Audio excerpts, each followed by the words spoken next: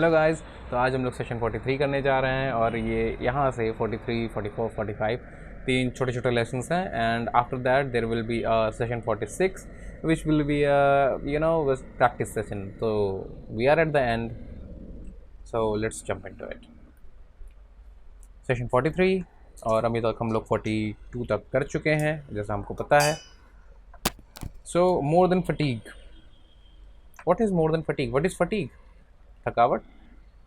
When you are enervated, you feel as if your nerves have been ripped out, or so the etymologically of the words indicates. Okay, ऐसा लगता है जैसे कि आपके ribs जो है सॉरी नर्व्स जो है आपकी एकदम रिप आउट कर दी गई हैं, ऐसा लगता है उखाड़ फेंक दिया गया उन्हें।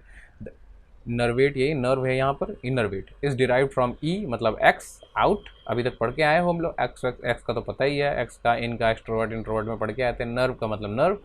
इनर्वेशन का मतलब इज़ नॉट जस्ट फटीक, बस थकावट नहीं है, एकदम ऐसा नहीं बोलते हो एकदम बदन चूर चूर हो चुका है, ये वो वाली थकावट है। But complete devitalization. अच्छा, अभी वाइटलाइज करना, डीवाइटलाइज करना पहले पढ़ चुके हो। वाइटलाइज करना मतलब वाइटल चीज़ है, इसेंशियल चीज़ है जो आपको लाइफ देंगी। तो डीवाइटलाइज करना जो आपकी लाइफ पूरी निकाल ले आपके अंदर से, that is physical, emotional, mental, हर तरीके से जैसे भी आप अपने आप को जिंदा महसूस करते हो वो एकदम निकाल देगी आपको। ऐसी थकान है आपको। As if every ounce of the little force has been sapped out, as if the last particle of the energy has been drained away. last particle तक आपके बॉडी से निकाल दिया गया। despite its similar appearance to the word energy, enervation is almost a direct antonym. enervation क्या है? Energy का antonym है, ऑपोजिट है। ठीक है, इट इज़ नॉट रिलेटेड कि नहीं आप बहुत एनर्जेटिक फील करो। No no, it is not like that. You are not feeling energetic, you are feeling exhausted. Energy is derived from the Greek word prefix n plus root word ergon, मतलब work. एर्गॉन मतलब इन, एर्गॉन मतलब sorry इन का मतलब इन, inside, और ergon का मतलब work. Energy, E R G, erg is the term used in physics for a unit of work और energy. ठीक है, तो सिनर्जम क्या होता है? सिनर्जी, सिंक, सिंक सुने हो ना? सिंक मतलब एक साथ। द प्रीफिक्स सिंक टुगेदर और with plus ergon is the process by which two or more substances or drugs by working together produce a greater effect in combination than sum of total of the individual effects. Basically क्या रहा है कि अगर कोई ढेर सारी medicine आपको दी जाती हैं, 2 या 3 मेडिसिन दी जाती हैं और वो एक साथ मिलकर काम करते हैं और आपके एक इलनेस को दूर करते हैं, तो आप क्या कहते हो? वो सिनर्जी में काम कर रहे हैं। जैसे कि आप मिलिट्री के मार्चेस देखते होगे 26 जनवरी को और 15 अगस्त को, तो यू मस्ट हैव सीन कि जो मार्च करते हैं वहाँ पे सोल्जर्स, दे मार्च इन सिनर्जी, सिंक, एक सिंक में करते हैं, सिंक्रोनाइजेशन होता है उनके में। ठीक है, alcohol for example is a depressant, so are barbiturates and other soporifics. Alcohol and barbiturates work synergistically. The effect of each is increased by other if two are taken together. एक depressant है alcohol, ठीक है, और अगर alcohol के साथ में आप बार्बिचुरेंट्स ले लो तो ये दोनों एक सिनर्जी में काम करते हैं। ठीक है, so if you are drinking don't take sleeping pill, sleeping pill मत लो। और if you must take a pill for insomnia don't drink. The combination if not lethal will do more to you than you may want done. ठीक है, basically देखो, depressant जो doctors, अगर आपको कभी, अगर आपने कभी ऐसा डिप्रेशन वाला सिचुएशन रहा हो जैसे कि during covid, I felt that मेरे फैमिली में, मतलब मेरे फादर को कोविड हो गया था and my mother was literally very much devastated. तो I had to take her to a medical doctor and उसने क्या किया? उसने डिप्रेसेंट एक प्रिस्क्राइब किया था। What does depressant do? Actually your mind is not relaxed, your mind is always thinking about all those bad things. तो doctor have to put you sleep ताकि आपका दिमाग रिलैक्स कर सके और आसानी से सोच सके, चीज़ों को फिगर आउट कर सके, despite of being frantically thinking here and there. You have to focus on something, you have to stay on something so that you could stay focused. So depressant क्या करता है? आपको नींद में डाल देता है ताकि आपका ब्रेन खुद को थोड़ा रिलैक्स कर सके। तो जो मेजॉरिटी ऑफ टाइम डिप्रेसेंट जो होते हैं वो सुलाने के लिए ही होते हैं। तो if you are drinking alcohol, alcohol is also depressant, तो वो क्या करता है? आपको सुलाता है, पीने के बाद आदमी सो ही जाता है। आपका कॉन्शियस, आपके दिमाग, आपका दिमाग एकदम रिलैक्स हो जाता है, आपका कंट्रोल नहीं रहता आपके दिमाग के ऊपर में, whatever, मतलब कुछ भी बड़बड़ कर रहा है आदमी, ब्लैबर कर रहा है, ठीक है। Synergy by the way is the alternate form of synergium, ठीक है, सिनर्जियम, ठीक। आगे चलो, वर्बल पनिशमेंट, कैस्टिगेट इज, देखो वर्बल पनिशमेंट अभी आया था ना, कैस्टिगेट लास्ट सेशन में हम लोग पढ़े थे। कैस्टिगेट एक पुलिस वाला जो रोका था, आप उसको हर तरीके से एकदम जलील करने के एकदम पीछे तुल गए थे, बिना मतलब का, वो भी वर्बल पनिशमेंट दे रहे हो किसी को। Is derived from Latin word meaning to punish. In present usages the verb generally refers to verbal punishment, usually harsh and severe. It is somewhat synonymous with scold, in scold के साथ में synonymous है, criticize, rebuke, censure और reprimand, और berate के साथ में, इन सब के साथ में ये synonymous है। But much stronger than any of these, rail at, rant at, slash at, lash out at और tongue lash is much closer synonym। देखो, एक तो है कि आप देखो अभी जैसे कि बिना बात का जो उस पुलिस वाले पे चिल्लाया था, तो आपने कहा था ये कैस्टिगेट कर रहा है। नॉर्मल स्कोल्डिंग भी होती है स्कूल में, पेरेंट्स आपको स्कोल्ड करते हैं, let me think out it, ठीक है, स्कोल्ड करते हैं, और भी बहुत कुछ होता है, पेरेंट्स स्कोल्ड कर देते हैं, रेल ऐड कर देते हैं आपके ऊपर में, या फिर स्लैश ऐड कर देते हैं, लैश आउट हो जाते हैं। आपकी गर्लफ्रेंड आपके ऊपर लैश आउट हो सकती है, आपकी वाइफ आपके ऊपर टंग लैश कर सकती है, ठीक है, सॉरी, क्रिटिसाइज कर सकती है, रिव्यू कर सकती है, सेंसर कर सकती है, रेप्रीमेंड कर सकती है। ये तो ज़्यादा हो जाएगा रेल आउट और टंग आउट अगर आपकी वाइफ करती है आपको, तो ठीक है, सॉरी। तो ब्रेड करती है, रेप्रीमेंड करना, एक कभी कभी आपके अथॉरिटेरियन लोग जो होते हैं कॉलेजेस में, वो आपको रेप्रीमेंड करते हैं किसी चीज़ से। आपकी गवर्नमेंट सेंसर करती है चीज़ों को, रिव्यू किया जाता है आपको कोई गलत काम करते टाइम। बट कैस्टिगेट करना मतलब बिना बात का चिल्लाना है, बिना बात का झगड़ा करना है, ऐसा वाला। तो रेल एट मतलब समझ लो ट्रेन ही चढ़ा दिया, रुक नहीं रहा, एकदम हैवी मोमेंटम के साथ में। रैंट एट बिना बात का चिल्लाया पड़ा है वो आदमी। स्लैश एट सेम चीज़, स्लैशिंग जानते हो, गला काटने वाली बात है, वर्बली तुम्हारा गला काट दे रहा है वो आदमी। लैश आउट भी सेम चीज़ है। टंग आउट, टंग लैश सेम, जितना अजीब में आया मुंह में आया सब बोल डालो, डजेंट मैटर कहाँ का बात कहाँ जा रहा है, ठीक है। तो ये बिना बात की लड़ाई है। कैस्टिगेट ज़्यादा क्लोजर सिनोनिम है। When candidate for office castigate their opponents they do not means word, ठीक है। Can you construct a noun form of castigate? Ion लगा दो, चलो। Saying no to oneself, abnegate is derived from Latin ab, away, plus nego, to deny. Self abnegation, then it is self denial simply. Nego itself is a contraction of Latin neg, not, no, and io, I say. To be self abnegating is to say no, ठीक है। Basically अपने आप को जब आप ना बोलते हो तो दैट इज सेल्फ एब्निगेट। यहाँ पे लैटिन से आया है नेग, जिसका मतलब नो है।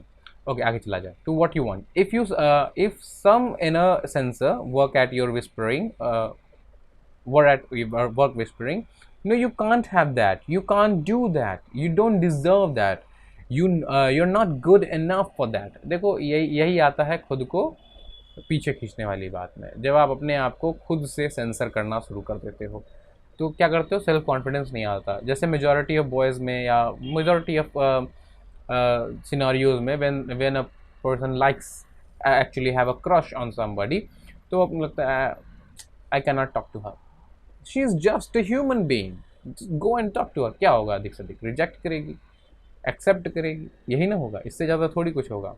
चलो मैक्सिमम होगा थप्पड़ मार देगी, if you are not cultured enough, यही कर सकती है, ठीक है।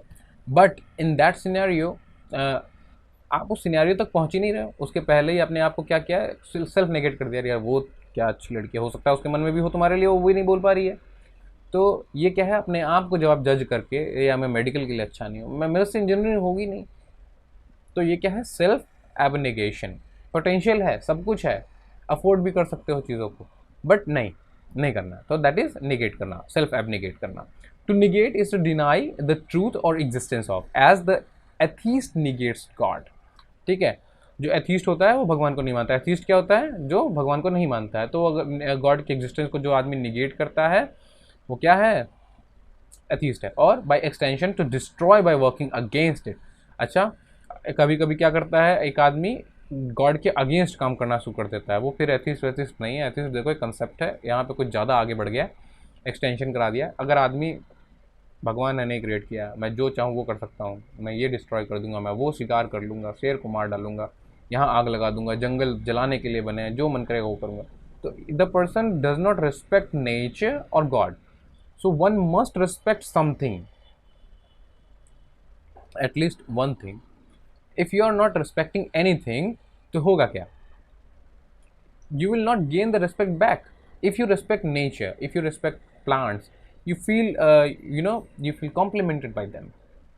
So ये आदमी क्या कह रहा है? एथिस्ट बिलीव नहीं करता गॉड में, जैसे आई एम एन एथिस्ट, मैं नहीं बिलीव करता हूँ गॉड में। I do not believe that there is a God. I believe कि मैं जो कर रहा हूँ वो मायने रखता है अभी right now. I do not believe in heaven और hell, so I am an atheist. But एक एक्सटेंशन आगे चला जाए, मतलब एक मैं एथिस्ट हूँ लेकिन मैं फिर कहूँ जो भी चीज़ मुझे दिख रही है, जिस पे भी लोग भगवान पे बिलीव करते हैं, जो भगवान पे रिस्टोर करता है लोगों का, फिर मैं उन सब चीज़ों को ख़राब कर दूंगा, मंदिर तोड़ दूंगा, मस्जिद जला दूंगा, चर्च में बम फोड़ दूंगा, ऐसा वाला काम करने लगूँ। That is what working against, okay?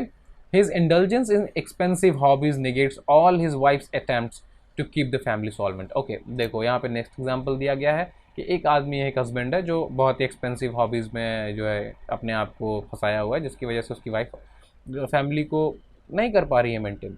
Can you write the noun form of the verb negate? Ion लगा दो। Negative, negativity obviously spring from the same source as and negate. आपको पता ही है नेगेटिव और नेगेटिव भी नेगेट से आया है, ठीक है? No. Heads and headlights. Latin, caput, capitis means head. Decapitate करना भी यहीं से आया है, अगर आपको पता हो। डिकैपिटेट करना मतलब किसी का सर जो है धड़ से अलग कर देना। कैपिटेट का मतलब head. The captain is the head of any group. The captain is the head city of a state और नेशन। एंड टू डिकैपिटेट, देखो आ गया, is to chop off someone's head. A popular activity during the French Revolution, देखो French Revolution आ गया। After the guillotine was invented. Guillotine क्या होता था? आपने अगर पायरेट्स ऑफ कैरेबियन मूवी देखी हो, उसमें एक ब्लेड ऐसे बनाया जाता था, इसमें ऐसे लगा रहता था, इसके नीचे आदमी का सर रख दिया जाता था, ऐसा ऐसा बना होता था, इसमें ऐसे करके, ऐसे इसको सीधा ही बनाते हैं, ऐसे इसमें आदमी का सर रख दिया जाता था, और ये ब्लेड ऊपर से ऐसे यहाँ से रस्सी से होती थी, रस्सी को काटता था, ये ब्लेड भारी होता था, नीचे आता था और आदमी का सर गिर के टोकरी में आ जाता था। That is guillotine. Guillotine invent होने के बाद में मस्त सब डिकैपिटेट कर रहे थे लोगों को। Latin capitulum is a little head, और by extension the heading or title of a chapter. So when you recapitulate, you go through the chapter heading again, etymologically speaking, or you summarize the review, the main points, remembering how the noun and adjective forms are derived from Adelaide. Chapter 9. Can you write required forms of recapitulate? Okay. देखो simply ये कह क्या रहा है, जब आप किसी चीज़ को क्या करते हो, रिवाइज कर रहे हो, तो क्या करते हो? You go through the topics again, ठीक है, उनके हेडिंग्स को देखते हो और मोटा मोटा सारा पॉइंट आपको याद होता है, उसको रिवाइज करते हो। या अगर आप किसी को पढ़ा रहे हो क्लास में, तो क्या करते हो? मोटे मोटे सारे पॉइंट्स को आप लास्ट में रिवाइज करा देते हो, समराइज कर देते हो, रिकैप्चुलेट कर देते हो। आगे चलो। When you capitulate, okay, etymologically you arrange the in headings as the meaning of the verb naturally evolved. You arrange conditions of surrender, as when an army capitulates to the enemy forces under the pre-arranged conditions of by further natural extension, you stop resisting or give up. As in, he realized there was no longer any point in resisting her advances, so he reluctantly capitulated. Can you write the noun form of capitulate? भाई लिखो तुम लोग।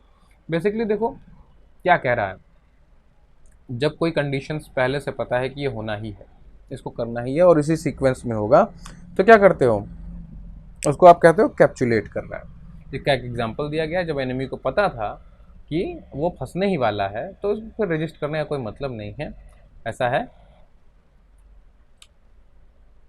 पकड़े जाते हैं। मोर vegetables. Vegetables is from Latin vegeto, to live or grow, vegetation पता ही है, which is what vegetables do, but that's all they do, so vegetate. Is by implication to do no more than stay alive, stuck in a rut, leading an inactive, unstimulating, emotionally and intellectually stagnant existence.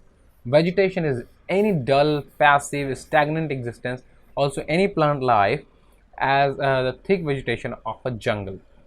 देखो यहाँ हो क्या रहा है, यहाँ बता क्या रहा है। देखो अगर कहीं पे वेजिटेशन ग्रो कर रही है, बहुत ज़्यादा आपको वेजिटेबल्स दिख रही हैं, जैसे कि अगर आपने कोई गेम खेला हो, ऐसा कोई गेम जिसमें कि ह्यूमैनिटी एग्जिस्टेंस जो है, ह्यूमन एग्जिस्टेंस नहीं है, तो क्या करते हैं सबसे पहले गेम डेवलपर्स उसमें बिल्डिंग्स में जो है ढेर सारा वेजिटेशन डालते हैं। व्हाट इट्स सोज की इस सोच की इस सिटी पे अब किसी तरह का कोई काम नहीं हो रहा है एंड वेजिटेशन ग्रो की जा रही है। इवन आई थिंक मैंने कोई गेम खेला था, आई डोंट नो, क्राइसिस, या crisis, in crisis 3 there were lots of vegetation on New York city. तो प्लान्स पे एम्पायर स्टेट पे लगा हुआ है वेजिटेशन, ट्रेन ट्रैक्स पे वेजिटेशन हुआ पड़ा है। क्यों? इट शोज़ कि आदमी कुछ नहीं कर रहा है, बस ग्रो कर रहा है जिंदा रहने के लिए। ग्रो मतलब ऐसा नहीं कि इमोशनली फिजिकली ना, बस पड़ा हुआ जिंदा रह रहा है, जैसे प्लांट्स ग्रो कर रहे हैं जिंदा रह रहे हैं, वैसा वाला आदमी पड़ा हुआ है जिंदा रह, कोई स्टिमुलेशन नहीं है उसके ज़िंदगी में, ना इंटेलेक्चुअल लेवल पर और ना ही मेंटल लेवल पर, ना इमोशनल लेवल पर। तो ये आदमी क्या है, वेजिटेट कर रहा है। चलो, ex nervous en ergon syn ion ab nego capitul de capitulum re ori vegeto innervation synergism synergy synergistic castigation self abnegation negation decapitation recapitulation recapitulatory capitulation. Okay, let's move ahead with the questions. Innervate, बताओ भाई। Innervate आपको पता ही है, जो आदमी खुद के body को देखेगा कि एकदम हालत ख़राब है उसकी, अब इससे ज़्यादा और कुछ नहीं कर सकता वो। Emotion utter exhaustion, mental emotional and physical drain, ठीक है। Working together for greater effect, पता ही है तुमको, ये तो सिनर्जी है। कैस्टिगेशन, बताओ भाई कैस्टिगेशन क्या है, बिना बात का चिल्लाना। सेल्फ एबनेगेशन, अच्छा देखो, डिनायल और डिस्ट्रक्शन ये नेगेशन है, लेकिन सेल्फ, तो ये सेल्फ डिनायल हो गया। Looping of looping of one side, decapitation, ये रहा ना।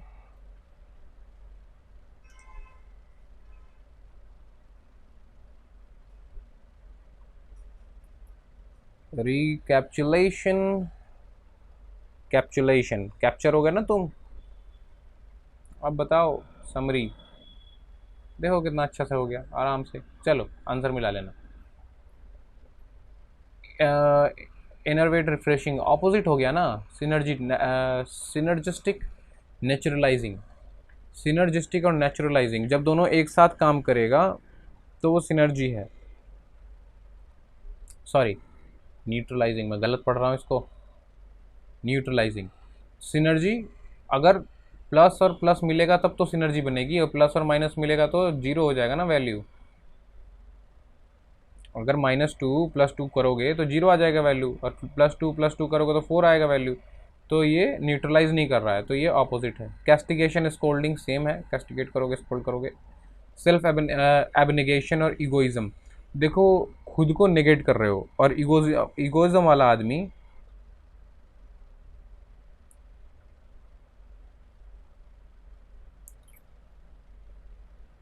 अपने आप के बारे में सोचेगा ना पहले। Negate accept, opposite. Decapitate behead, same है। रिकैप्चुलेट सेम है। Capitulate resist, opposite.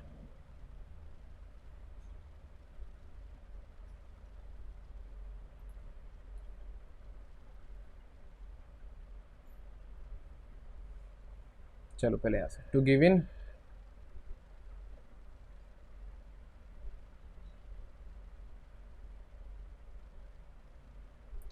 सिनर्जेटिक है ना,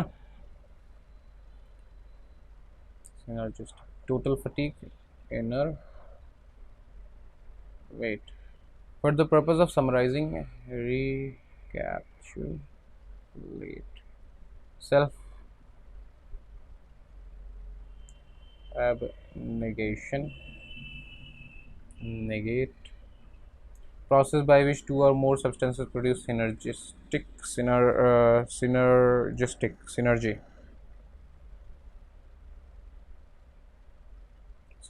तो हो चुका ना, अच्छा ठीक है। synergy to cut off, decapitate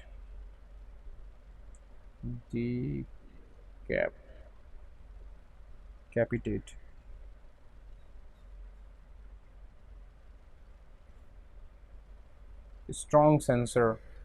अरे यार यहाँ तो आंसर ही आ गया, कैस्टिगेट लिख दो। चलो, कैप्चुलेशन टू सरेंडर, कैप्चुलेट करना, कैपिचुलेट। पहला वाला स्पेलिंग गलत है, कैपिचुलेट। चलो इसी के साथ सेशन 43 खत्म हुआ। अब हम लोग मिलेंगे अगले वीडियो लेक्चर में, तब तक के लिए बाय बाय।